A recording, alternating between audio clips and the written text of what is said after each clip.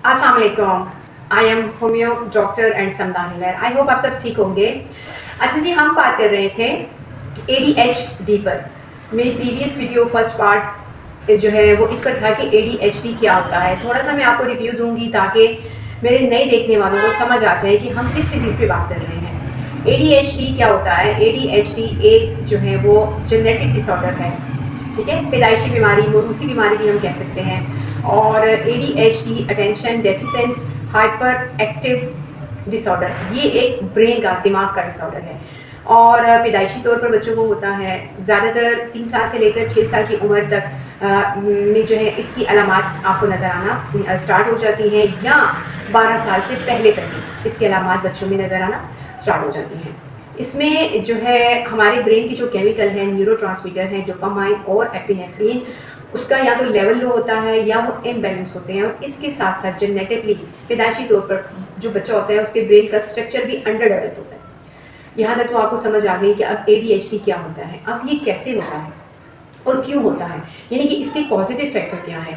इसका तो सबसे बड़ा पॉजिटिव फैक्टर ये है कि ये एक जेनेटिक डिसऑर्डर है, जीन्स का पैदाइशी तौर पर जो है, पैदाइशी तौर पर नुक्स होना, या मोरूसी बीमारी भी हम इसको कह सकते हैं, ठीक है।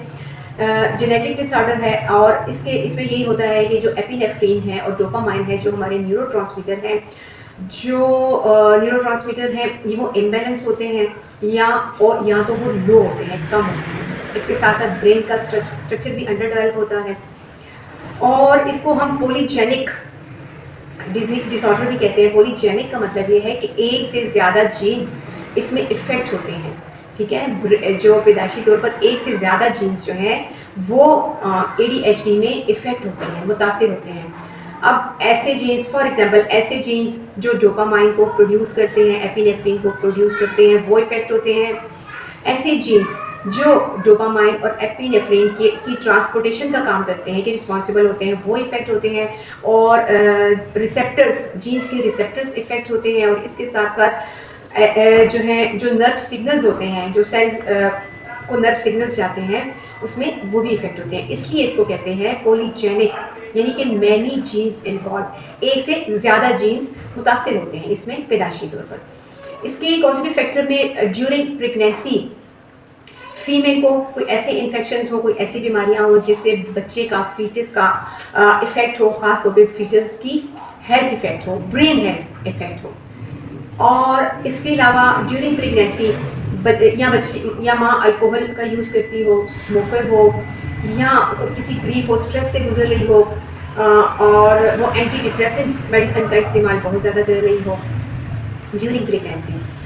और इसके अलावा कोई इंजरी, एक्सीडेंट हो जाए, कोई हेड इंजरी हो जाए, जिससे ड्यूरिंग प्रेगनेंसी भी इंजरी हो सकती है। और ऐसी हेड इंजरी जिससे बच्चे का हेड की डेवलपमेंटल स्टेज होती है वो इनर में, वो मुतासिर हो जाए। और इसके अलावा जो है वो पुअर न्यूट्रिशन, यानी कि ग़िज़ा की कमी हो, इसकी वजह से भी बहुत से प्रॉब्लम्स होते हैं। और इसके साथ साथ ड्यूरिंग प्रेगनेंसी फीटल कॉम्प्लिकेशंस, यानी कि फीटस इन्फेक्शंस, यानी कि बच्चे को पैदाइशी ड्यूरिंग प्रेगनेंसी, यानी कि हमल के दौरान बच्चा इनर में, यानी कि माँ के यूट्रस में बीमार हो, ख़ास तौर पर कोई ब्रेन की प्रॉब्लम हो। इसमें हाइड्रोकेफलिक भी हमें देखने को मिलते हैं, इसमें मेनिंजाइटिस भी हम लोगों को देखने को मिलते हैं। इसके अलावा एनवायरमेंटल जो है कॉजेज़ में आ जाता है, एनवायरमेंटल फैक्टर्स में जो है वो पोल्यूशन आ जाती है। और जो है ये ऑयल पेंट की बहुत ज़्यादा स्मेल हो, जो बच्चे के ब्रेन के सेल्स को मुतासिर करे। और एनवायरमेंटल स्ट्रेस है, साइकोलॉजिकल स्ट्रेस है। स्ट्रेस जो होता है वो स्ट्रेस, ग्रीफ, ये जो होता है जो ड्यूरिंग प्रेगनेंसी हो, वो बच्चे की ब्रेन हेल्थ को बहुत मुतासिर करती है। और बच्चे में ब्रेन की एबनॉर्मेलिटी जो होती है वो डेवलप हो जाती है। अच्छा, अब मैं आपके साथ शेयर करती हूँ कि इसकी क्या साइन सिम्टम्स हमें देखने को मिलती हैं या अपेयर होती हैं। बच्चे में जो एज है, यानी 3 से 6 साल की उम्र या 12 साल से पहले, इसकी साइन सिम्टम्स यानी अलामात नज़र आना स्टार्ट होती हैं।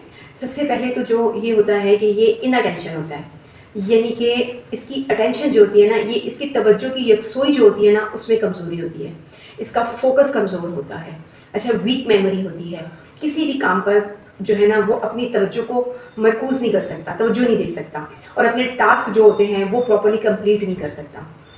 और छोटी-छोटी चीज़ों को जो है वो इससे गुम जाती हैं, जैसे पेन हो गया, जैसे कि पेंसिल हो गई, कोई बुक हो गई, क्योंकि बच्चा है तो इससे छोटी-छोटी चीज़ें जो है ना वो गुमना स्टार्ट हो जाती हैं, केयरलेस होता है। और इसके अलावा इसमें जो होता है वो हाइपर एक्टिव होता है, फोकस इसका ठीक नहीं होता, अटेंशन इसका माइंड क्योंकि डेवलप नहीं हुआ होता, तो अटेंशन नहीं होती, नहीं दे सकता ये अपने काम पर, अपने होमवर्क पर ठीक तरीके से, और टास्क भी टाइम पर कंप्लीट नहीं कर सकता। कोई भी अगर होमवर्क दिया है, टीचर ने क्लास में दिया है, या घर में आके होमवर्क करता है, तो वो टाइम पर मुकम्मल नहीं कर सकता।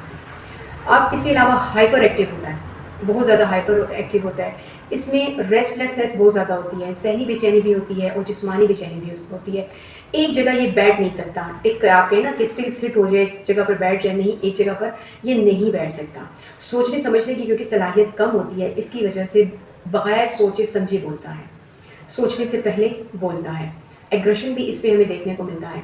अच्छा, एक बात मैं आपके साथ शेयर करना भूल गई, वो ये कि इसकी जो अलामात हमें मिलती हैं उसमें 3 तरह के पेशेंट्स हमें नज़र आते हैं।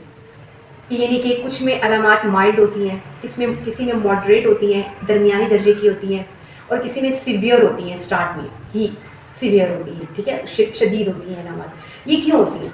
ये इसलिए होती हैं कि जो बच्चा है, हमने ये देखना है कि वो जीन्स जो हैं, क्या उसमें म्यूटेशन है, या जीन्स जो इफेक्टिव जीन्स हैं वो किस कदर इफेक्ट हैं, कितने परसेंट इफेक्ट है जीन्स।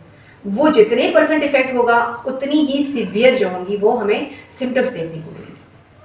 अब मैंने आपके साथ शेयर किया कि बच्चा बहुत हाइपर एक्टिव होता है, बगैर सोचे समझे भागता है, भागता दौड़ता है, चीज़ों को पे चढ़ता है, और यानी कि टिक कर एक जगह बैठना उसके लिए मुमकिन नहीं होता। रेस्टलेसनेस उसमें बहुत ज़्यादा होती है, बगैर सोचे समझे बोलता है और बोलता ही चला जाता है, टॉकेटिव बहुत ज़्यादा होता है, टू मच, बहुत ज़्यादा बेसोचे समझे बातें करता चला जाता है। और इसके अलावा इम्पल्सिव जो है ना, इम्पल्सिव डिसऑर्डर भी कह सकते हैं। अब इस तरह की सिम्टम्स, इस तरह की चेंजेस आपको अपने बच्चे में मिले तो आप उसको ज़रूर नोट करें, ठीक है, उसको ऑब्ज़र्व करें और उसके जो है उसको एक हेल्दी एनवायरनमेंट देने की कोशिश करें कि उसको टाइम पर डॉक्टर के पास लेकर जाएं और उसके लिए हेल्दी एक्टिविटीज़ अरेंज करें।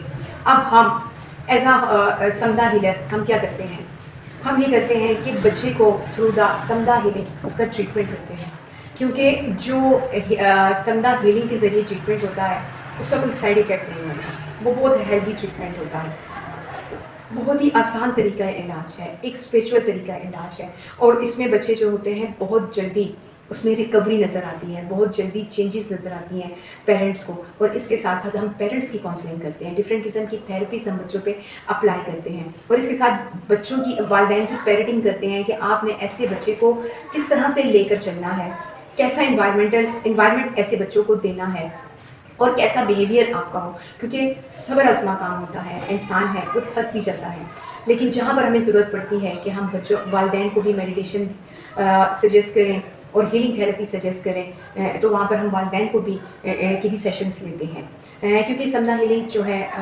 वो एक हेल्दी और हर तरह के साइड इफ़ेक्ट से पाक तरीका इलाज है, और ये वहाँ जाकर वर्क करता है जहाँ पर बीमारी होती है, इंसानी जिस्म में वहाँ जाकर वर्क करता है जहाँ पर बीमारी होती है, और ये बच्चों पे बहुत ज़्यादा अच्छा फ़र्क करता है। वो इसलिए कि बच्चों में पॉजिटिविटी ज़्यादा स्ट्रांग होती है बड़ों की निस्बत, क्योंकि बच्चों को नन्हा फरिश्ता कहा गया है। आई होप आपको मेरी दीदी नॉलेज पसंद आई होगी। मेरे चैनल को ज़्यादा से ज़्यादा लाइक, शेयर एंड सब्सक्राइब करें, और बताएं, क्या कमेंट्स में आकर बताएं क्या आपकी फैमिली में कोई ऐसे बच्चे हैं जिनके साथ आप सर्वाइव कर रहे हैं, तो प्लीज़ मेरे नॉलेज से ज़रूर मुस्तफ़ीद हों। सलाम।